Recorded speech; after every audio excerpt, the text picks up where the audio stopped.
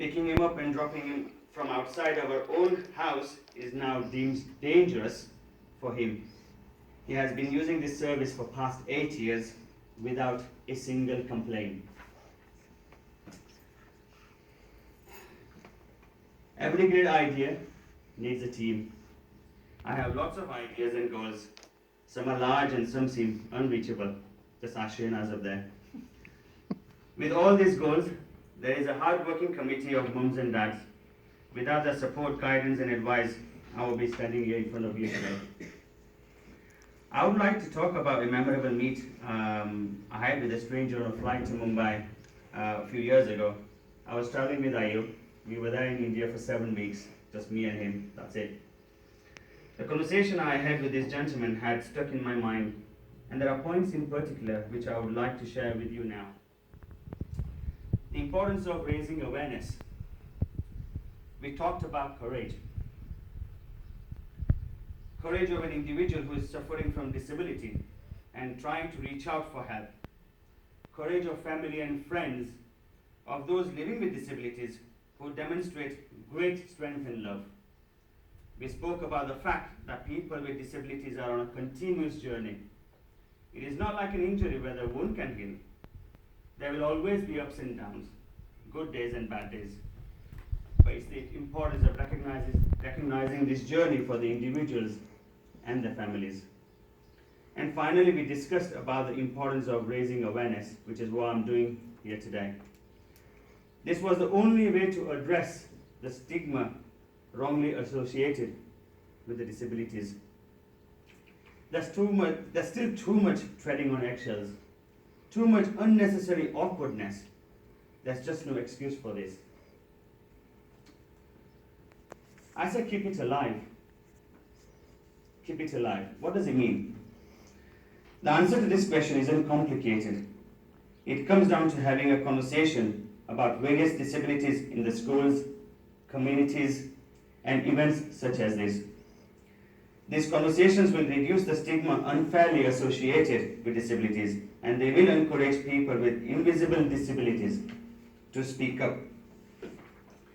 In short, these kinds of conversations will result in positive actions being taken. A couple of years ago, there wasn't much awareness being raised locally. Now with our group, Downs and Special Friends in second year, we take all the opportunities forwarded to us to raise the awareness, either through BBC Radio 4 program that our members took part, or a partner with Bartley Cricket Club, or even the White Ribbon campaign. I'm also here to tell you that I have an amazing son,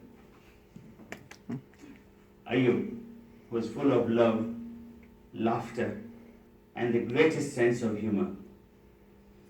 Today, people with special needs are getting married, going to college, going to jobs and having a careers. Some are writers, actors, musicians, dancers, and even a mayor in Spain.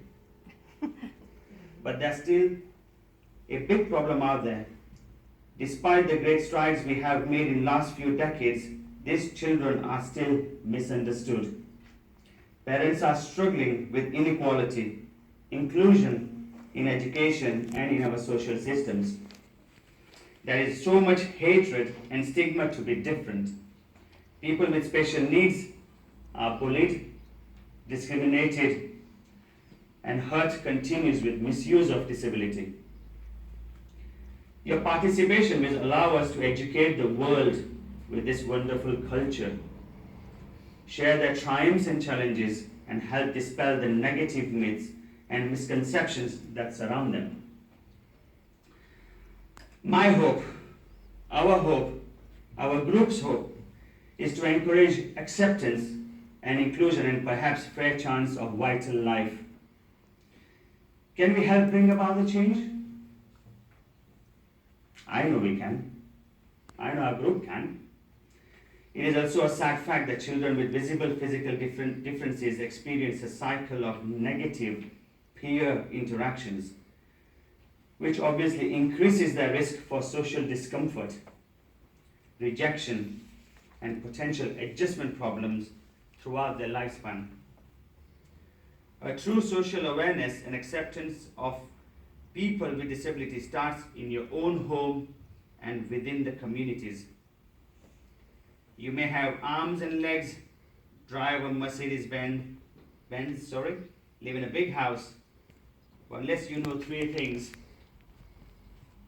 and they are: number one, who are you and what is your value? Number two, what is your purpose in life? And number three, what is your destiny when you are done here? Ladies, if you don't know the answers to any of those three questions, then you are more disabled than the children themselves. I want you all to transform different walls that have been built into doors. I have met politicians, millionaires, and even slave workers. We are all looking for something. We are all looking for hope. We are born with pain. We are born and live through difficulties. My parents always taught me that even though we don't know why we are born this way, we have a choice. Either to be angry for what we don't have, or to be thankful for what we do. The power of that choice was the first thing I had to overcome and decide for myself, especially in the early years of Ayub's life. Today's struggle with Kirklees transport continues, and no doubt there are more struggles to overcome. What they forgot was the reason Ayub has transport was because of his needs and requirements. Yes, there are more cars on the road, and roads are generally not safe. Is it Ayub's fault that roads are deemed dangerous? Decisions like this, without parents' participations, views, and advice, we could do without. The greatest thing is love. And this world is a hurting place, and the world needs hope and needs lots of love. Every single human being has a value. And this value is not determined by how much money I have in my pocket, or what job I have, or where I'm from, or where I was born. In talking openly about the disabilities, they dispel any stigma which are wrongly associated with them. In sharing their stories, that's what I'm trying to do today. Life with disability is filled with lots of barriers. These barriers are most often caused by the narrow mindset of people. The idea of showing people abilities our children have excites me, while at the same time proving to people with disabilities that no matter how big or small an achievement is, if you put your mind to it, you can do it. Keeping the conversations alive about working with disabilities is critical, and that's what I encourage all of you in this room to do it in your daily lives in the months and years ahead. Thank you very much.